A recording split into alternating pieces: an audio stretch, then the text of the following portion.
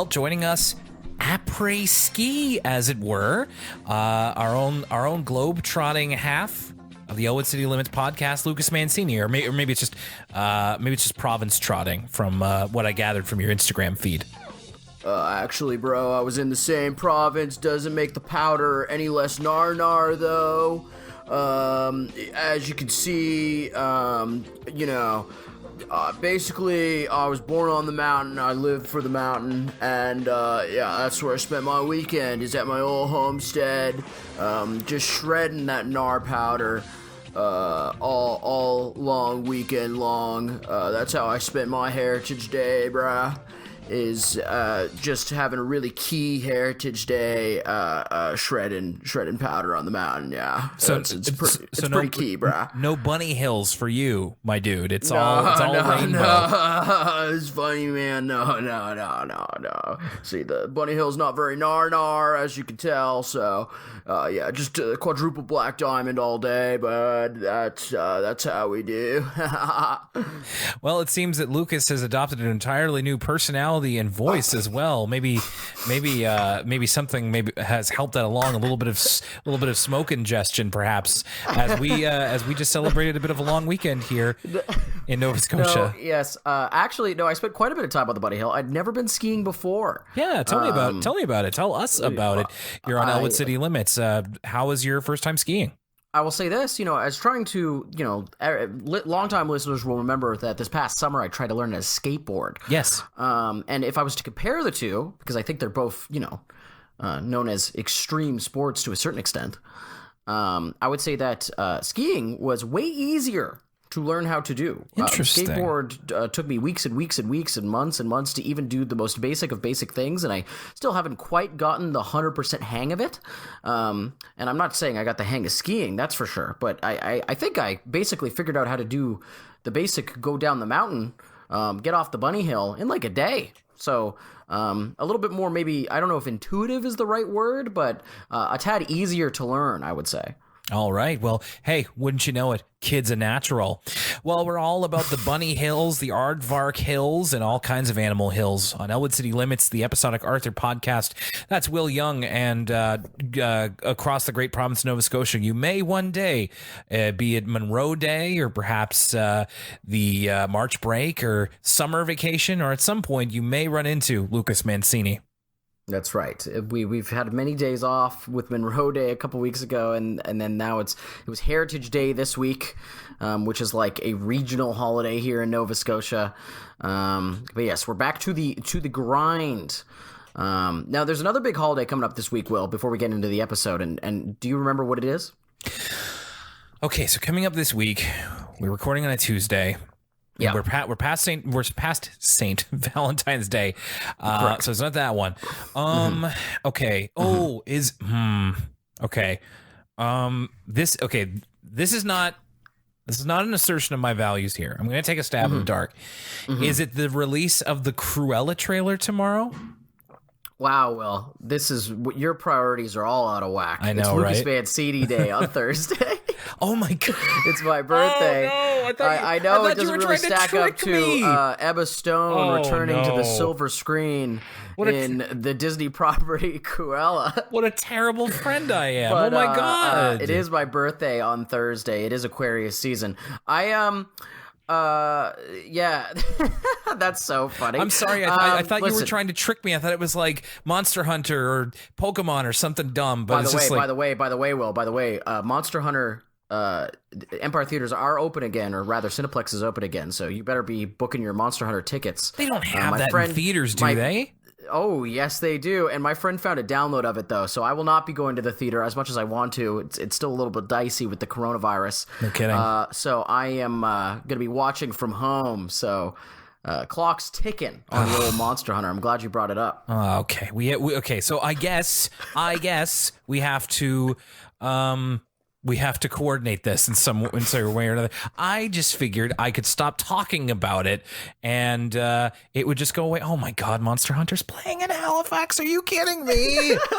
This is the worst. I forgot your birthday and now Monster Hunter is playing in Halifax. It's really a worst of both worlds. Imagine if, for instance, I don't know how it works in other places, but here, if someone tests positive for coronavirus, you know, there's like a press release basically, and it's like, oh, you know, if you were in these locations that this person was in, you know, get yourself tested for coronavirus. Imagine the embarrassment if you had to get a coronavirus test because it was like, yeah, you went to this matinee showing of Monster Hunter.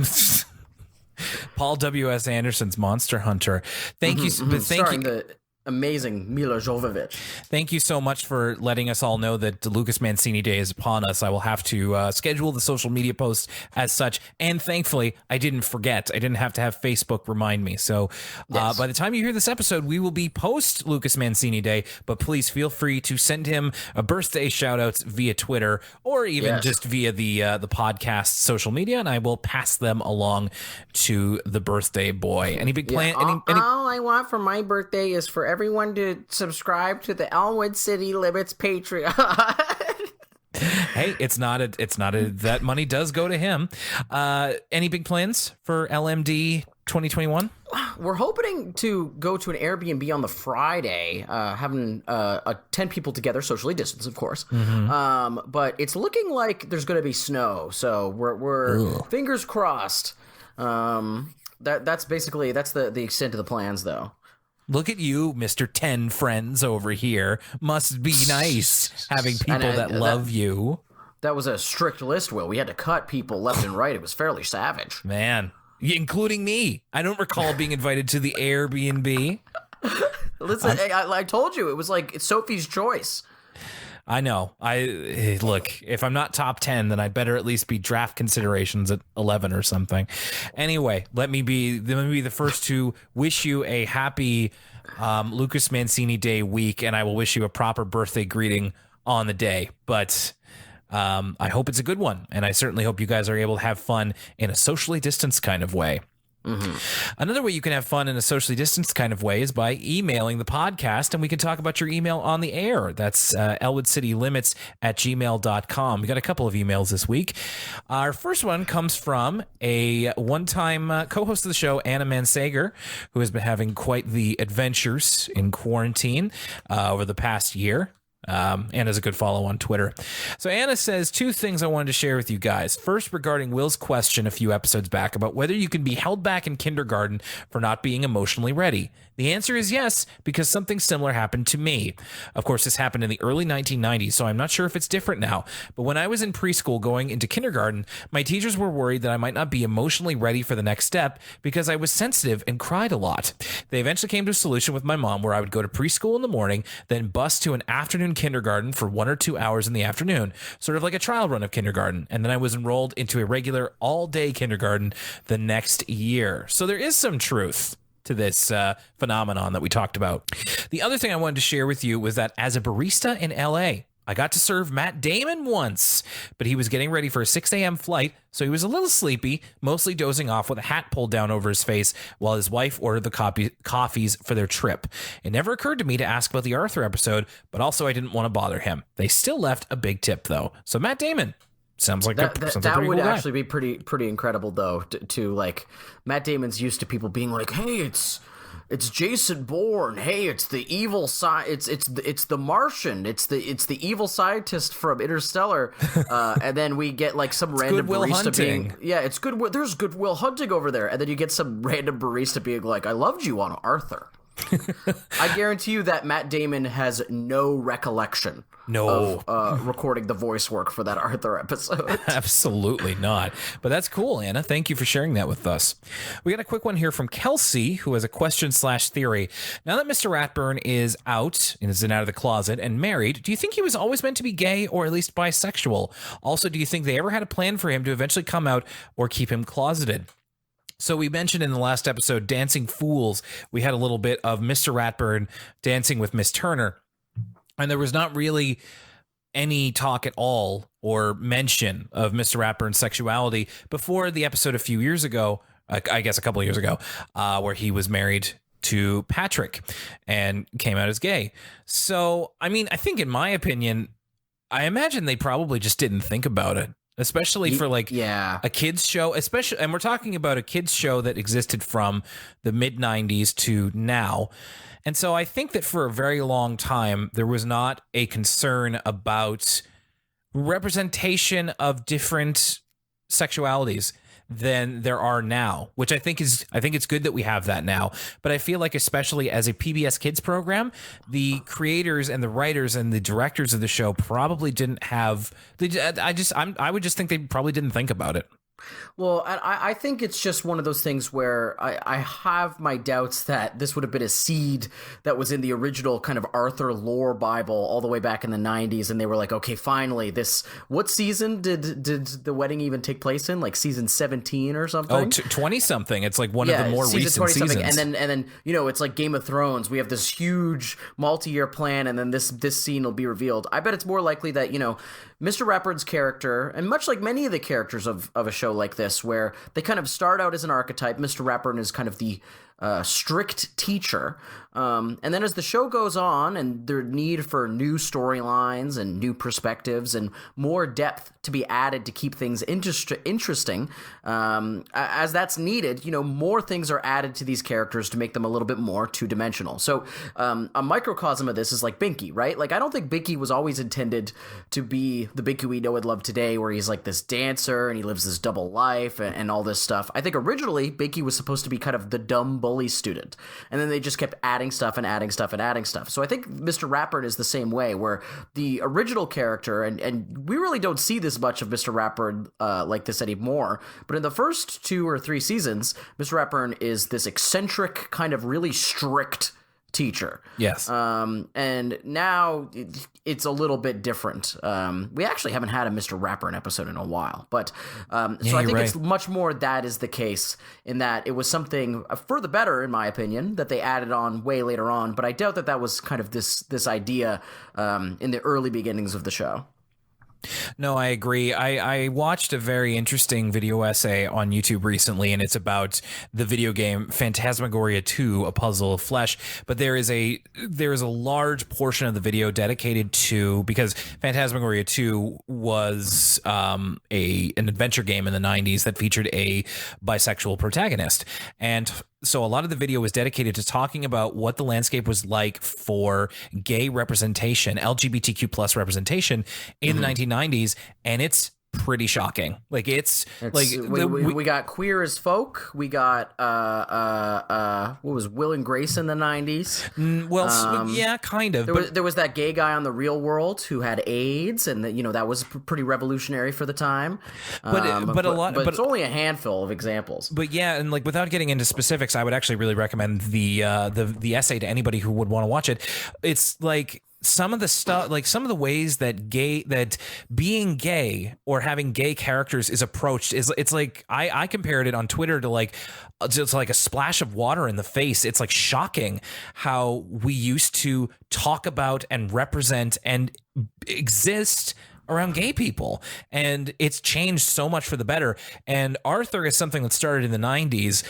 Thankfully, it was never a perpetrator, but it was also like, I can understand why I'm sure the writers saw no incentive to even bring sexuality into it. And I also conversely see not the incentive, but incentive is maybe a word to use, but the reasoning for why you would want to have one of the characters be explicitly LGBTQ plus in Mr. Ratburn in the times we live in now. And I do think it is important. So the context, I think, is important to have with that.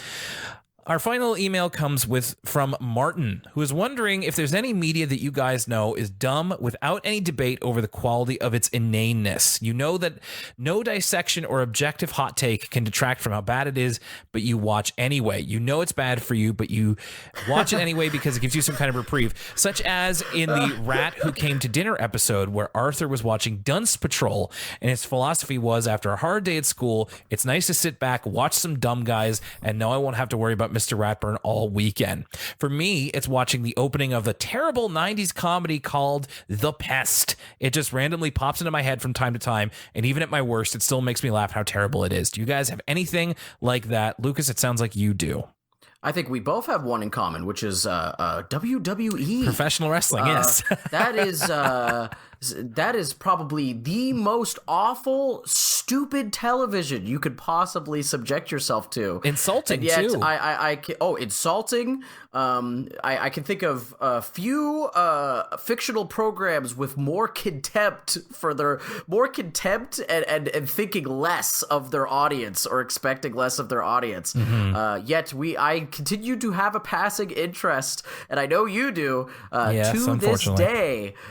So yeah, I think that might be the perfect example. Everything else I like is incredibly intelligent and smart, and even if it appears dumb, I can intellectualize it regardless. But not wrestling. That is some stupid stuff that I happen to love. There's a channel on YouTube that is like, the Bandai, the side of the company Bandai that does tokusatsu shows. So I've talked on the Discord before. I've done a couple of my remember the old Patreon episodes where we would talk about what we were watching that week, and I talked about Kamen Rider a lot. And so I want to be careful here. When I say Kamen Rider is dumb, what I mean is that Kamen Rider is a show for children. Like, it is a children's show, much like Arthur is a show for children. But I still get a lot of fun. I'm not pretending that this is like, some amazing adult level storylines. And it also goes with wrestling too. It's like, I'm not pretending that this is smart, but I'm just having fun with it. So I hope, Martin, that that's kind of close to what you were thinking of. I also kind of went to that immediately as well. Well, thank you everybody for your emails. Again, elwoodcitylimits@gmail.com. We love to hear from you. And we also want to give a big shout out as well to our patrons. Our patrons are people who kick us a couple of bucks every month, and as such get access to a bunch of different content. Over at patreon.com/ElwoodCityLimits, we have a lot of people who like to hear us, and we like to hear from them and give them a little shout out here on the podcast as well. So I also want to extend warmest welcome to Kirsten, who is our newest patron. But we also have some lovely people like EJ Acra, who's a great follow on Twitter. We have Lion Dog ZXA. If you want to check out Lion Dog ZXA's YouTube poop, you can see it in our Discord. I had a lot of good time watching that. We have Lily W. and Yoshi, Greg Hagai, Melissa Avalez, Andrew Power, Shelby Eden, Dawkins Law. We have Matt and Pretty Cool Stairs, Rachel Pearson, Sierra S., Aaron DeFilippo, and William, and even more than that. Thank you, everybody. We really appreciate your support. And they just got to hear our latest episode of For the Kids, a PBS Kids podcast on Word Girl, which was a lot of fun to talk about. So if that sounds good to you, we have a lot of episodes of For the Kids, and there's going to be even more coming soon, including in a week's time. And we'll talk about that near the end of the show. So there's a lot that you can draw from there. But we are here to talk about Arthur. It's time. Well, we usually end up, unfortunately, being on a different side of Arthur season-wise. So it's the Halloween episode, Hick or Treat. So, and it's not about Halloween in rural areas, which is what I almost first assumed when I read the title. That's HIC or Treat, because throughout this whole episode, DW has the hiccups again. This is actually, it took me a little while to figure it out. I was like, DW having the hiccups. Have we done that before? Yeah, it was in the episode where Arthur played the wrong note on the piano. The subplot was that DW had the hiccups for that whole thing. And remember that dream sequence where Arthur was like penniless on the streets and DW was a gazillionaire for being the hiccup kid? Yes, the hiccup kid. Oh my goodness, I forgot. That must have been an early episode. Now, I had forgotten about that, Will. How does she get rid of the hiccups that time? So Grandma Thora gives her a spoonful of peanut butter. And I will say, and I'm sure we talked about it at the time, this is like a season 2 era episode. Peanut butter for me is a go-to hiccup cure. Every time works like magic. It's something I need to keep in mind, Will, because I've had, much like DW in this episode, a lifelong struggle with the hiccups. I don't know what happens, but if I drink too many Blue Lobsters or too many White Claw, I get the hiccups and I literally cannot get rid of them. I'll be doing my panic Googling where I look up every single solution. Francine mentions one of them in this episode, drinking the water upside down. I try that, doesn't work. the spoonful of sugar doesn't work. Scaring yourself doesn't work. In breaths only doesn't work. Literally the only thing that I could do to work, and this is probably definitely not healthy for me, is to like try and hold my breath to the point where I see like darkness on the edges of my vision and I'm about to pass out and I completely reset my breathing. And then that will sometimes work, but sometimes it doesn't work. I have a rough go with the hiccups, but I'm going to keep this peanut butter trick in mind. I don't know if I've tried the peanut butter strategy yet. It works like a charm for me. It's just that we don't keep peanut butter in the house, so it's not always around when I need it. Yeah, but that's my go-to. It's tough for my wife. She hates peanut butter, so out of luck in that case. So Arthur is talking about what he feels Halloween is all about, because he's really gatekeeping Halloween here. I mean, especially after that guy talking about anime on Twitter this week. It's just like, if you hadn't had these 12 Halloween costumes, then you're not a real Halloween fan. I said he's doing some boy-splaining about Halloween is supposed to be a scary holiday. You're not supposed to dress up as things that aren't scary. You're supposed to dress up as like monsters and ghouls and whatnot. And the point is to try and scare people for their treats. So I don't know. After the cold open, we get into what Arthur's costume is, but here he's kind of like, he's dressed up in this big green coat, and he's also got the face mask on. And I thought that maybe he was going as the year 2020 for Halloween. I had the exact same thought where I was like, Arthur is clairvoyant. He tried to warn us. It's really the face mask too, but it's also just like, yeah, I dressed that poorly. I actually kind of like ended up accidentally intimidating somebody. I was just kind of like waiting in the hallway for somebody to pass me, and they just kind of gave me a look like, ugh, and like they were just really nervous around me. And I'm like, oh, right, I'm wearing all of my sweats and I have my face mask on and I look like a giant hulking weirdo as I go out to get my wife's Starbucks order. So Arthur kind of looks like, with his current getup, like, because Arthur always kind of dresses a little mensweary anyway, but with his big green coat and the face mask, he looks like one of those fake Aritzia doctors. I don't know if you've been at the mall lately or been to an Aritzia lately. I don't know what that is. Aritzia is like, it's like basically like a clothing, it's like a store from a franchise from Vancouver that makes like women's clothing, like expensive women's clothes. And they always have stores in malls. And anyway, if you go to the Halifax shopping center, you go to the Aritzia, there's like a fake doctor standing in front of the Aritzia in like an Aritzia lab coat. To like, I don't know what they do. I don't know if they give you like they take your temperature before you could get into the Aritzia, but it ain't no real doctor.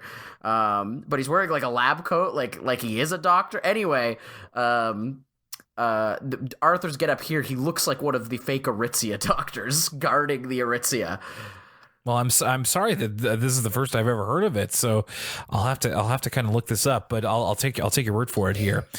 So yeah, this is Halloween time. By the way, I noticed something weird in the title card. I noticed that GW's dress is colored peach, and I'm not sure if it was just the video file that we were watching, but it was like when you notice that somebody's primary color outfit is not the color that you're used to seeing, especially after we've watched 11 seasons of Arthur. It's like, oh, that shouldn't be. Now I'm watching it again too, and Arthur's pants are beige. I wonder if it might just be like whatever video that they recorded this off of. The transfer we got is like recorded off of TV, so it's probably somebody's video recording. I've been struggling with color after the other day, because on my skiing adventure, I did a little too much staring into the sun with my ski goggles on and messed up all my rods and cones. On the drive home, everybody's headlights looked green to me, and when there was a red light, they looked yellow. Oh, that's an eye sunburn. Those are potentially the worst kinds. They feel awful, and you just can't see. It's really a hazard. You got to make sure to have your sunglasses on when you're cutting those peaks and shredding those those tips or whatever. Yeah, those nar tips for sure. So we get a look at the kids' Halloween costumes. They've all thankfully drawn them out, and we get to see them later. So Arthur is Frankentist. which is a cross between Frankenstein's monster and a dentist. I did not think he said Frankentist at first. I thought he said I heard something a very else. similar, maybe perhaps Arthur is working on his spec script for a sequel to a famous Grindhouse movie about a Franken of another sort. Yes. Because what we misheard that to be would be a good name for the sequel. But alas, no, he was talking about Frankentist. Francine is going as a prom queen, which she says when she goes as the prom queen, it'll be scary. Buster is going as Candy Boy, and Brain has a costume where he is going as the 14th century. The 14th century got a laugh out of me. I mean, the 14th century, honestly, if I'm honestly rating how scary each one of these things would be, I mean, Frankentist would be pretty bad because I don't really trust, someone who's made from a bunch of different people's body parts and their nervous system's been reconstructed via kind of dark occult magic or whatever, or dark science. I don't really trust them to have the steady hands to operate on me or do dental work on me, so that's pretty scary, I guess. Candy Boy's hilarious because it's just Buster being angry because he can't get any candy. Yeah. But I think Brain takes it away with this one being the 14th century. I think he lists a couple of different reasons why the 14th century would be pretty scary. First and foremost, no science. That really scares Jay. Yeah, it's like Brain. no science. Here's a castle with like the plague in it or something. And my favorite line, here's a village where false beliefs are taking hold. Some Bloodborne stuff right there. So I thought that was good. DW has the hiccups back at home, and Arthur and really everybody are trying to get her to stop, even though that's really not how hiccups work. And she briefly talks about, Arthur shares with her the idea of the Frankentist, and DW is like, that's not scary, and starts listing off a couple things that she finds scary, including a brown banana, which to me is very dreadful indeed. That's something that I work my entire week to make sure I don't get a brown banana. Unless you put it in your freezer to make banana bread, Will. But then that'll freeze. Yeah, well, yeah, then that makes it spoil super fast. I don't want them to spoil. But if they do, that's pulling the ejector seat on that banana. If the banana's too far gone, throw that sucker in the freezer, and then you can leave it there for years until you get the inclination to make banana bread. Well, I do like banana bread. So Mom suggested we've faced your fear. Well, we've solved it. Mom suggested DW that she try holding her breath. So she holds her breath when she while she takes a bite of like a piece of toast or something, and there's this awful noise that she makes when she holds her breath. It doesn't sound like anything that comes out of a human. It sounded like the kind of static I used to get from my computer speakers when I lived at home, like when you had to have speakers plugged into your computer in order to have sound. It was just terrible. It was like this gritty, like, I don't know, just this gritty, crunchy noise. And then she accidentally spits her toast onto Arthur, who doesn't even bother to wipe off the crumbs when he goes to the library. She had a couple of fears she listed, and it's a kind of a through line through this episode as they're trying to get rid of DW's hiccups, is to kind of make her face these various fears. Mm-hmm. Some good callbacks. One of her fears being an octopus, which is a callback to early Arthur, of her being scared of Buster's swimming cap, thinking it was an octopus. Yeah, I didn't even put that together, but yeah, we had a whole episode about that. About her being scared of octopi. What were some of the other fears? Oh, Dark Bunny, which again is kind of another episode callback in a way. So this is a little bit later when DW's talking about like the fears that could potentially make her like scare away her hiccups. Oh, right. Yes. So we'll get to that in just a little bit. But you're right. We did start those. There's just a brief scene here where Arthur is commiserating with his friends. This is how he gets the idea to ask DW about her fears. Francine says she has never had the hiccups in her life. I call BS. No way. 8-year-old kid, you're definitely sucking in too much air. You're definitely taking down big gulps. You have got to have had hiccups at some point. And Francine, that's what makes her such a exceptional athlete, is her breath control, apparently. I guess so. Speaking of athletics and speaking of pro wrestling, which we were talking about earlier, Arthur takes an incredible bump in this next scene. The flip bump, yes. He does a complete overhead flip when he accidentally steps on DW's pencils as he's trying to scare her. It's not very good at it. Yeah, so this is where DW kind of goes over her fears. She talks about she's scared of Dark Bunny, as we said, octopi. She's scared of gingerbread men because she's afraid that, they're actual people and she doesn't want to eat them. And she's also scared of losing Uni, her unicorn, specifically losing her to the Tibbles because she's afraid of what they would do. I love the inclusion of the gingerbread men one because I think that's a very realistic kind of toddler fear. I remember when, and I might have told this story on the pod before, but when I was really young, one birthday party, my parents got me like this frog piñata, and I like cried and like begged everybody not to beat it up because I felt bad. That's cute. And so but I can totally see, like, this is like my little sister would do stuff like this where it's like when she has a chocolate buddy, she like doesn't want to eat it because it looks like a bunny, like it's too cute. Sure. So I can see. It makes perfect sense to me that DW would be scared to do harm upon these gingerbread men. Very, very relatable from a child's point of view. And so Arthur hears all this and he's just like, why can't you be scared of normal stuff? DW just shrugs. I thought that was funny. So they're going to enact all of these things to try and scare the hiccups away from DW. Arthur devises a scenario where he like tosses an octopus into the bath with her, but it's like it's like a ball of yarn with like tape legs across attached or something like that. It's just like a real chintzy octopus. They try watching Dark Bunny. We also get a line here that, we kind of talked a couple of episodes about like DW lore. Arthur offhandedly mentions like, do you want your blankie while you watch Dark Bunny? And she says, no, my blankie bit the dust a long time ago.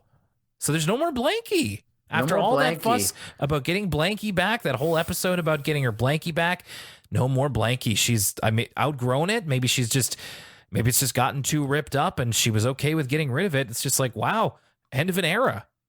It's R.I.P. Blanky, R.I.P. Spanky. These DW companions, they can keep dropping like flies. Snooter. She doesn't look after Snooter anymore. Yeah. Just a capricious, especially if your name's Anki in DW's presence. If you got an Anki in your name, it might not be so good. They're watching an episode of Dark Bunny, and there's a line of dialogue where, so we are to understand the shorthand is that Dark Bunny is meant to be the Batman, or at least I think it is, to Bionic Bunny's Superman. And the way that Dark Bunny is animated, it's similar to the 1990s Batman cartoon. But there's a thing here about like Dark Bunny has some line where he's like I'm trying to give up my evil ways, but it's so difficult. And I'm like, so is Dark Bunny supposed to be like a bad guy? Is he supposed to be like an anti-hero or something? Oh, you mean like for instance, like similar to Todd McFarlane's Spawn or something? Interesting. You could say that. Yeah. They both have a big cape. I don't know. I guess bad is relative. Will, if some might say that Batman going around breaking people's femurs for trying to buy like an eighth of weed or something is bad in a way. Sure, but I don't think Batman ever like wrestled with the morality of what he's doing. So. It's just kind of. So you say Dark Bunny has even more depth? I might go so far as to say yes. Yeah, why not? Fight me. I don't know. But unfortunately, it turns out that it's an episode of Dark Bunny that has a crossover with Mary Moo Cow of all people, who is helping Dark Bunny be less bad. So imagine if Batman the Animated Series had a crossover with Barney. It's like literally exactly what that would be. A little bit unprecedented for sure. So they go to the sugar bowl. Arthur hands her a gingerbread man, and she starts to eat him, and she starts to get scared because she feels like it's alive in her stomach. And Arthur's just continuously just like, it's a cookie, DW. It's not actually alive. But no convincing her, and she ends up burping, which for me sometimes I find that a burp does cancel out a hiccup, but it does not do it this time. I just want to take the time to say that it took me a while to kind of grow on this this current DW voice actor. Yes. But I actually really like this DW voice, especially for this episode, which is really kind of DW being classic kind of childish DW, right? Like she's being childish in a very realistic way. And I think this voice sounds fittingly young. I think one of my biggest problem with past DW voices is when it sounds too much like the same age of Arthur, because they tend to give Arthur a really young sounding voice as well. Yes. But I really like kind of this vocal performance from DW. I actually agree. I was thinking the same thing. There are a lot of moments in this episode where DW convincingly sounds like a little girl, so props to the voice actor for that. Eventually, she does give up her prized unicorn to the Tibbles, and is very strict about, like, as soon as my hiccups are gone, like, don't you do anything to her because I'm coming right back. And it's kind of like, it's a different sort of fear than, like, when the type of fear that's supposed to get rid of the hiccups is like, going boo and being surprised. This is like an existential fear. This is like a dread that DW instills within herself at, like, what could they possibly be doing? The horrors they're visiting upon Uni. Well, I think they're thinking about the theory a little bit too literally. I'm to believe, and Brain explains this a little bit at the start of the episode, the thing about getting scared that gets rid of your hiccups is that your breathing resets, because you get hiccups from your diaphragm being inverted, right? So you're kind of breathing in your breaths the wrong way because your diaphragm's, like, pressing against a way it's not supposed to. And the way you get that, you stop that, all these different hiccup methods are intended to reset your breathing. And so being scared, the thing that resets your breathing is the big gasp that you make when you go, like, it's the being startled. It's not the concept of fear itself that is getting rid of the hiccups. So yeah, none of these kind of methods, with maybe the exception of the octopus, had she been a little bit more surprised by it. But as even Arthur says, it's not going to work if she knows the octopus is coming.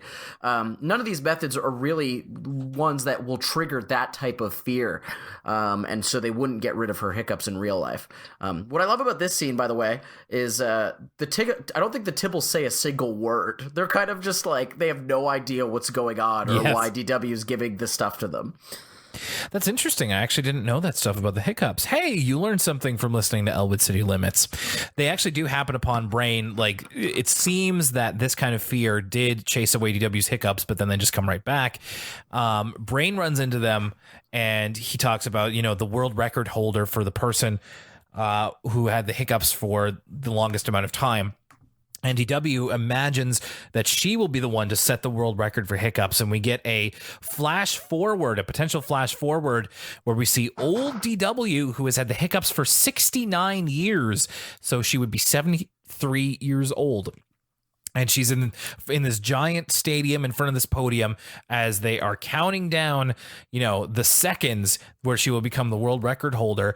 And unfortunately, she runs out of the hiccups right before it hits the time. So she's not even the world record holder. So she had hiccups for this long and has nothing to show for it. The old DW is literally it's just her character model, but they colored the brown hair white and they gave her, like, a few extra wrinkles around the eyes. Same height, though. Yeah. So she's already, grown to adult height and shrunken back down, as will happen for many of us. Just kind of a depressing little aside there. Look into a potential future. So it seems that nothing will work, and DW's hiccups will be with her for the rest of time. In fact, she decides to ditch any costume ideas she had. She's going to go as Hiccup Girl, because she might as well get used to being referred to that now. We see everybody's costumes as they get ready to go out trick-or-treating. Mom's dressed as a witch and Dad's dressed as a sandwich. Witch and a sandwich. Hey, there you go. That's funny. Maybe a potential reference to the old Buster episode with the sandwich. So Arthur has his Frankentist costume, and the lights accidentally go out because Mom accidentally unplugs a lamp, and Arthur's coming down the stairs. He has his glasses off and he has a scalpel in his hand, or like a piece of dentist equipment. And as he's kind of coming towards DW full costume, it really scares her and she screams. And in fact, she gets mad at Arthur when she realizes that it's him, and just like, I'm not talking to you anymore because you scared me. But it does the trick, and it gets rid of her hiccups. And this is leads in directly into the end of the episode, where Arthur's so proud that his costume was scary. He tries to scare a bunch of trick-or-treaters. They just laugh at him. And then, Arthur's got the hiccups now. That's as someone who gets the hiccups. Now that's truly terrifying. Mm-hmm. It ends up there, and we are going to talk about the second half of this episode, as well as our thoughts on the episode as a whole, when we come back after this. Hey everybody, it's Lucas from the Elwood City Limits podcast, and if you love ECL, there's a couple of ways to keep up with us. You could go to facebook.com/Elwood City Limits, at ECL Podcast, that's our Twitter. We take questions on Tumblr. It's elwoodcitylimits.tumblr.com. There is an Instagram as well, Elwood City Limits on Instagram. Of course, if you want to donate to the show and get exclusive content, whether that's our full-length commentary of the Arthur movies, our brand new bi-weekly PBS Kids review show, as well as our video game movie reviews with the Sonic movie review and Pikachu movie review, you can check out patreon.com/Elwood City Limits. And that's also going to get you access to the Elwood City Limits Discord, which me and Will like to post in from time to time. And if you want that sweet, sweet Elwood City Limits merch, check out teespring.com/stores/Elwood-City-Limits-store. You can listen to the podcast at libsyn.com/Elwood City Limits, Spotify, Apple Podcasts, and there's other podcast apps like Stitcher, and if we're not on your favorite app, let us know. And where can you let us know? Well, that's going to be at elwoodcitylimits@gmail.com. That's also where you can send us a question, and we'll read it on the show. Finally, if you want to support the podcast, the best way to do so is to tell a friend who likes animation or Arthur or just podcasts in general, and to go to our iTunes page and rate us out of 5 stars. Apparently, that helps podcasts out. Bye, everybody. Something that I have never, ever been accused of being is the name of this episode, Mr. Alwaysright. And the cold open is built around the idea of, isn't it annoying when someone is always right? And we see a bunch of Arthur characters in various situations where they are generally seem to be always right. Francine is always right about sports. Binky's always right about music. Buster's always right about food, but the brain seems to be right about practically everything.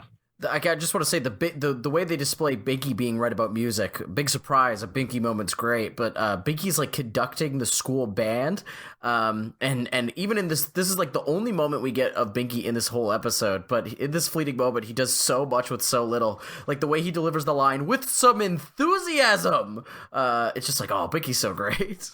It was fun to see him in the band leader costume. It's not a role that he's necessarily played before, but it makes total sense. Yeah, Buster eats a chocolate bar and is able to determine from how poor it is that it was left there for two weeks or 2 months or something. It's way he past says last December. December. It's left up to the audience imagination. It does not look like there's snow on the ground. It seems to be like spring or summer, or at the worst fall in this episode. So it could have been up to a year or more since that chocolate bar has been left out. As Arthur is doing the cold open, Brain corrects him from home base as he used I think it was he used 2 words interchangeably in a sentence, and one kind of cancels out the other essentially, and it could have been formatted better, and ends up losing two balls there because he was busy correcting Arthur. And Brain is the Mr. Always Right. There's a point where Arthur looks at the camera and just goes, annoying, isn't it? And I like that that's the show admitting that Brain is annoying. Yeah, it's true. I was like, finally the show agrees with us about the Brain. The fact that he's getting on Arthur's case for making a sentence redundant, that's the problem, right? He says always and ever, I think, in the same sentence, and the Brain's like, oh, you shouldn't be redundant, and Arthur's like, oh, well, that's based on what? And then the Brain cites some sort of style guide or something. Someone needs to tell the Brain to read Noam Chomsky, and that language is descriptive and not prescriptive. And so actually, if he understood what Arthur was saying, at the end of the day, it doesn't really matter how he said it. But whatever. As smart as he is, he only has the brain of a 9-year-old. So he still has a lot of improvement to do, and he needs to get his head around abstract concepts a little bit better. So we need to give him the room to be able to do that. We start off at the Brains Mom's ice cream shop. Arthur gets mint chip, and Buster gets, and I wrote this down, the double dipped mocha lotion banana berry blast with extra jimmies and hold the cherry, aka the number 5. Now, Will, and I'm glad you wrote all this down, because usually, thus far in this series, whenever our Buster gets something from Brain's parents' ice cream shop, they always kind of make a joke of trying to make it sound gross, right? Like, we've had fish heads, there's been all sorts of crazy stuff, and usually you ask me if I would eat it, and sometimes there's ones that are like actually pretty foul, and sometimes there's ones that are on the edge where it's like a bit of a mix of sweet and savory, and I'm like, hey, I'll try anything once. Yeah. This one seems to be all sweet stuff, so I have to ask, Will, would you try the number 5? Well, I actually wasn't planning on asking you, because I felt like for you this is pretty much a layup, because like you said, it's very fruit based, and I think that you are a bit more open to this sort of stuff than I am, especially fruit with a little mocha. You know, it's like nothing's better than coffee with a little hint of blueberry. Ooh. That's what kind of throws me off. I'm not much of a coffee person, but given the way it looks, yeah, sure, I would give that a try, especially considering that later on, like, Buster orders a huge ice cream, like, akin to this one, and he pays like $3.75 for it. If that ice cream is under 5, sure, I'll give it a try. I wrote that down as well when he orders this huge ice cream. I don't think it's the number 5. It's a different thing. It is, yeah. It's like an ice cream with a ton of toppings for $3.75. A sundae, no less, with a ton of toppings. It's $3.75. I remember when all those frozen yogurt places that are now closed, like back in 4 years ago or whatever, were all open in the city. And their whole gimmick was you could put all these toppings on it, but it was like a racket. You'd be paying $12 to $16 for a single kind of small size frozen yogurt, because they were charging per topping, and they were charging based on weight. That's how they get you, man. Exactly. So Brain's ice cream shop, if it was real, oh my goodness. I don't know. I'd have to take a look at their margins, because something's not right if they're able to sell those ice creams for $3.75. But yeah, the other question I had, not to stay on the ice cream for too long, but I from the visual when Buster is describing the ice cream, I'm to believe that jimmies are sprinkles, but I'm not familiar with that term for sprinkles before. Is that what jimmies are? Are you familiar with jimmies, Will? I'm familiar with jimmies. Yes, I'm to understand that is, I think, I don't want to say it's American necessarily, but it's a choice that you can call your sprinkles. I think there's a couple different things you can call sprinkles on on ice cream or on, dessert in general. And jimmies is one of them. It's not something that I prescribe to, though. I don't see anything wrong with the word sprinkles, but if you call them jimmies, like, I understand what that means. It's like, I think to me, they're almost like how there's different pronunciations with all kinds of things, even though they don't make sense. Pop. Well, I'm thinking more along the lines of, like, some people call them jujubes, as I grew up calling them. Other people call them jujubes, which doesn't make sense to me, but it's apparently acceptable. And then there's the whole thing of, like, Reese's versus Reese's. But, so I don't want to get too hung up on the pronunciation, because we all kind of come from different experiences. We all have different things. I do not personally call them jimmies, but I got what they were talking about. And then I'm guessing that's something that you are less familiar with then? Yeah, no, I've never heard jimmies in my life. Listen, any really? excuse. Never in your life? No, I've never heard them referred to as jimmies. I've just heard sprinkles, Sprinkees. Sprinkees? Yeah, Sprinkees. Little Sprinkees on your ice cream. Okay. I see where it's coming from now, but it's just like, okay, well, I think I might have more of a problem with Sprinkees than jimmies. I mean, like, sprinkles are already kind of a baby word. You don't have to baby up the baby word. Oh, like Jimmy's so adult.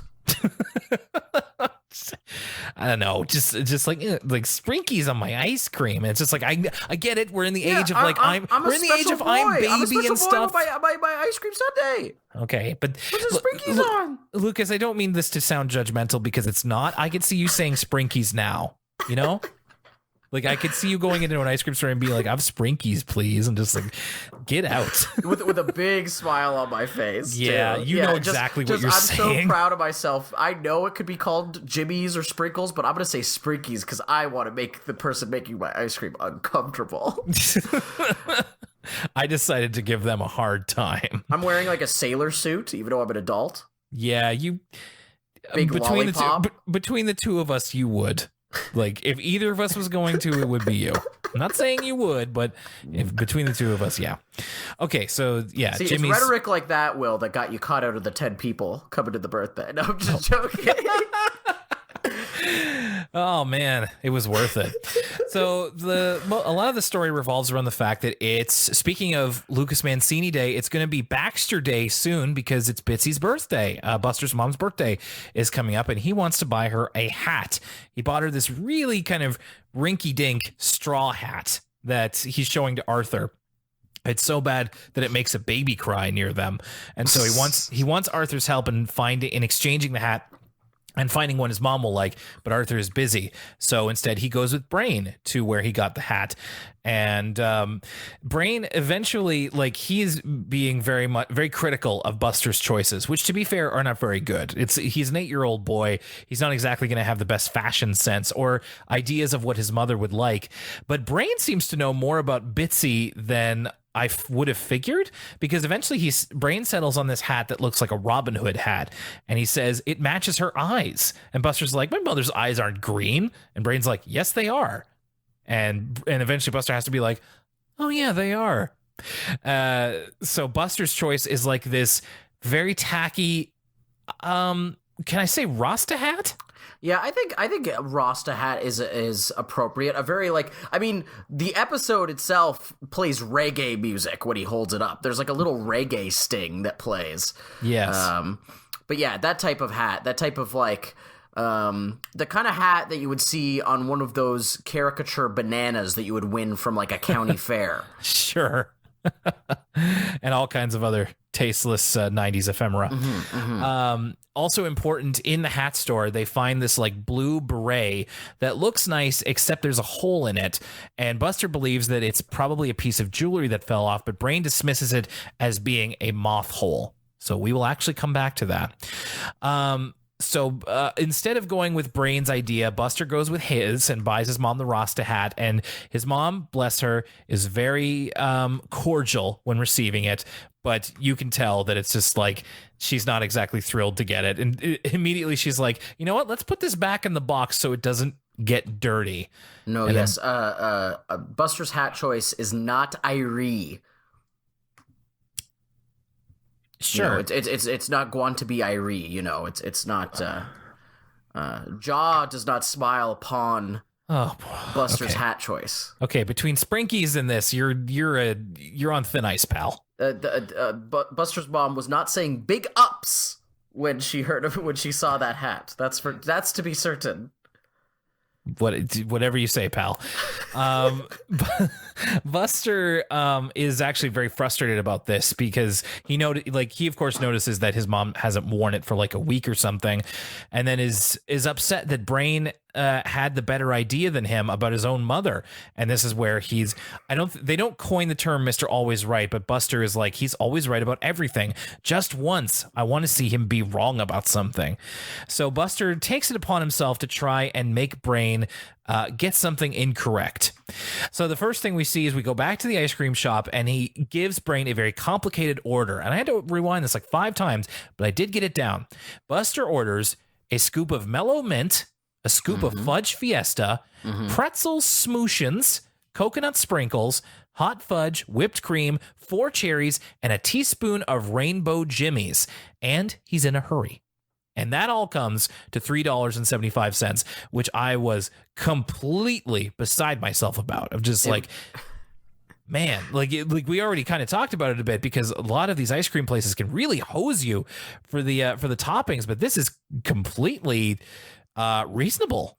I know, it's like, what does a regular sundae with no toppings cost? Like 75 cents? And of course we don't know, because Bitsy gets that later and it's on the house. So I don't Maybe, know. yeah, maybe the ice cream is literally free, and it's all just topping surcharges. Like, Oh, it's a wonderful socialist ice cream utopia where the ice cream is free. You just have to pay for the toppings. Yeah, I go to my government ice cream store. I gotta wait in my ice cream line. Brain puts. Not only does he put together this order perfectly, Yes. he also like plates it. Like, I have the freeze frame of this ice cream concoction, and like the cookies or whatever this middle section is that is holding up. There's like, he's made a tower. And the pretzels are perfectly arranged. Like, this is quite a feat to put this together in a matter of seconds. Yeah, it's like a full blown like architecture that he's managed to put together. It's really impressive. But we're not just rating the plating, Will. Would you eat this ice cream? Yes, I think so. Okay, interesting. I thought the pretzels would trip you up. No, I think, well, I wouldn't personally order this, but if somebody ordered this for me, I would eat it. The only thing that I'm not crazy about, I wouldn't want that many cherries, although if they're maraschinos, it's probably fine. And mellow mint, probably not my favorite flavor of anything, if it's like fruity or minty flavor.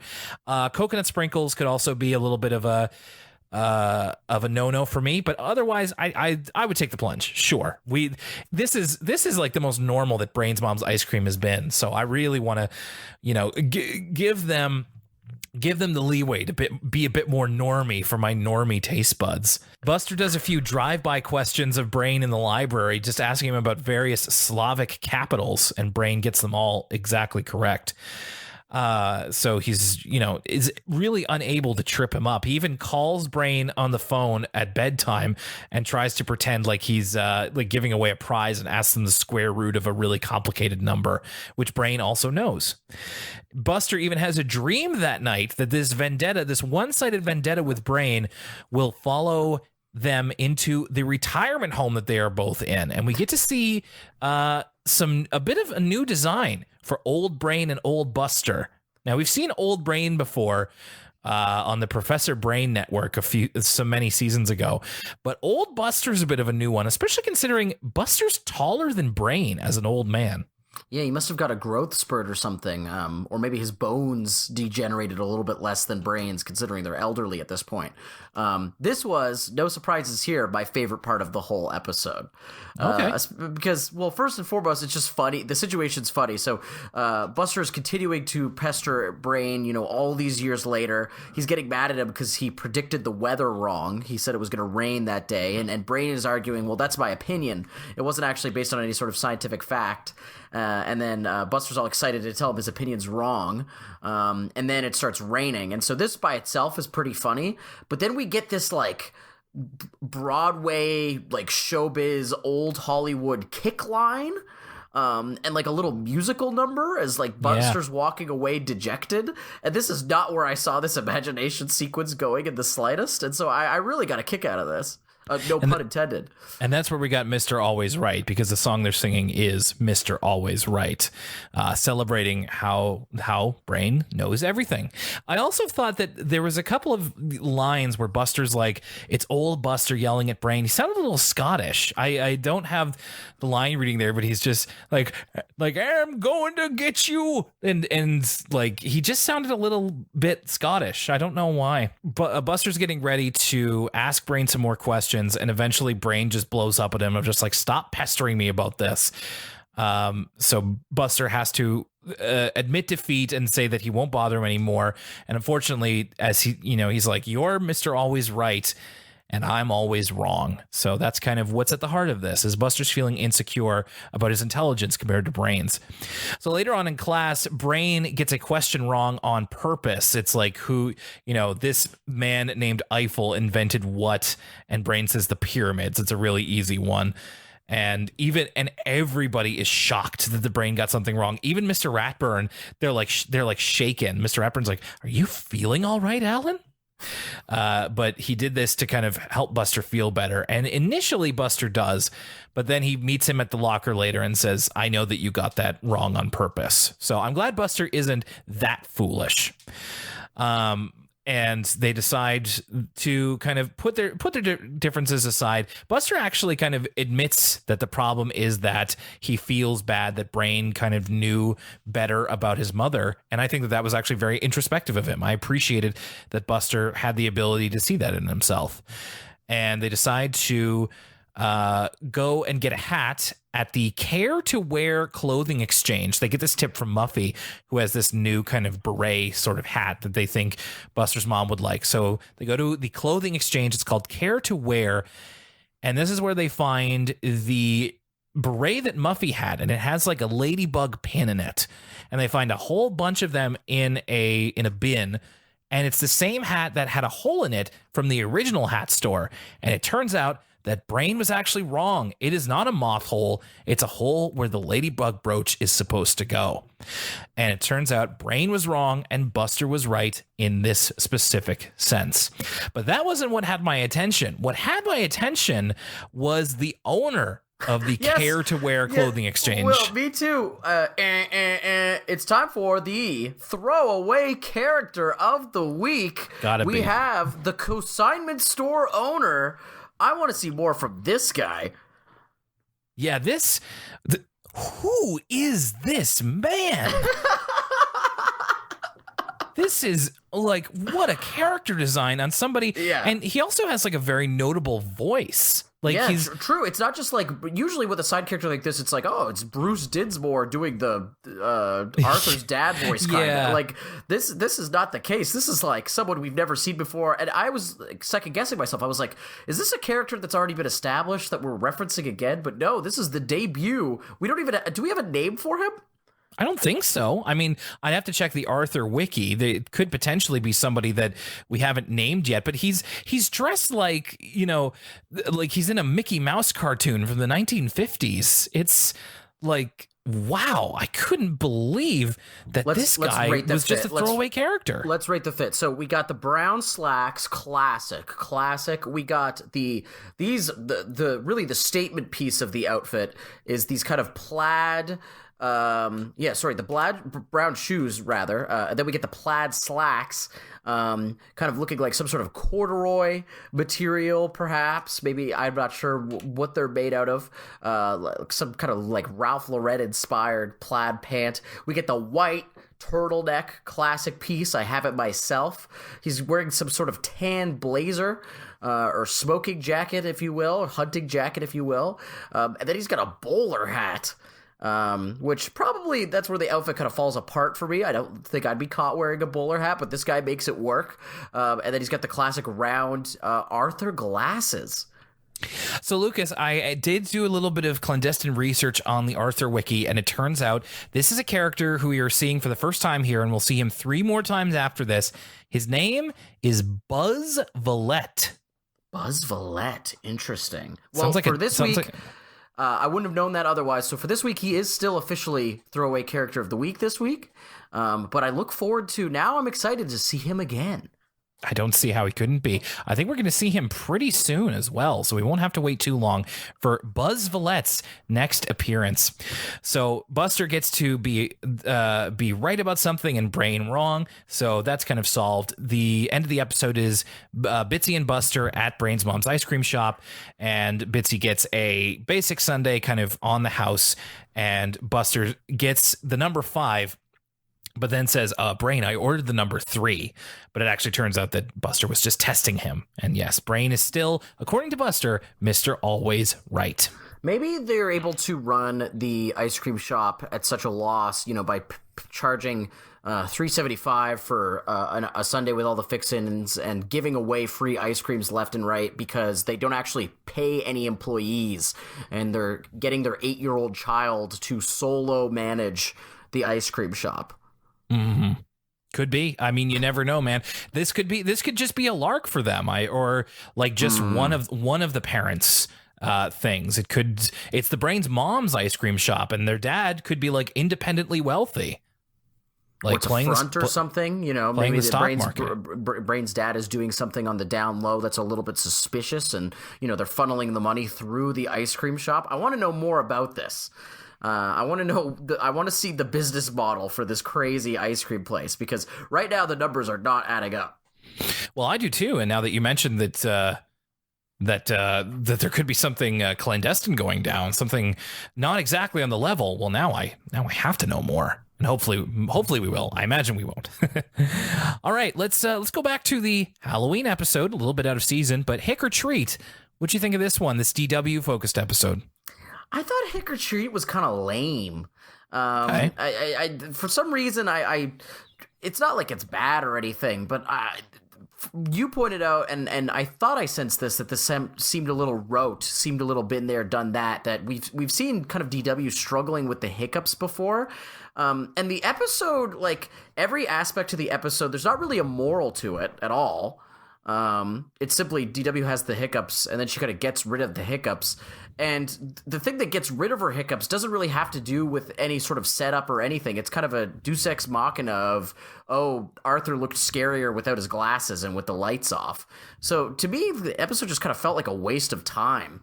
In the start, I thought it was going to be this kind of ensemble episode where we see everyone's costumes, and we do see everyone's costumes in the end, but that's such a small part of the episode.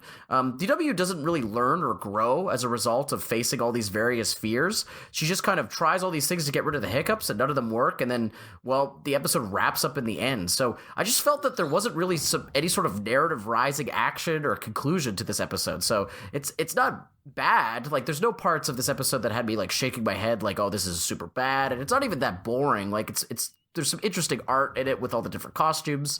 Like we said before, good DW vocal performance, but I just thought it was under the level of quality I've come to expect from Arthur episodes, even the DW ones. I think I'm a little bit kinder to it than you are. I do have to dock it for, as we mentioned, kind of being something that we've done before. And, you know, we try to be a little bit respectful of the fact that, like, this, for as long running a show as Arthur is, we're bound to run into episodes that are kind of reminiscent of other ones. This is like we literally did the same thing. And we found a solution for it in the episode we introduced DW having the hiccups in. So it's just like, I really am not like hooked into this whole thing, but I thought that it was fun enough in how they went about going for different ways of scaring her. I thought there was like a little bit of creativity there. I liked seeing the kids' Halloween costumes, and yeah, I will admit that the ending solution comes a little bit out of nowhere, but it was actually a little bit strange. Like there's a shot where Arthur is like advancing towards DW without his glasses and with this like the scalpel or whatever it is, and it is a little creepy. So I kind of understand it. Yeah, I don't know. I have no ill will towards it. I thought it was okay and, you know, fun enough, but certainly not anything to write home about. Mr. Alwaysright, I kind of am also a little bit like, it was pretty good. Like, it wasn't any great shakes or anything. I think I always appreciate when they are able to be a little genuine. They have these kind of moments of genuineness, and it was nice to have a character. I mean, and I think that this is true for any like television show or what have you.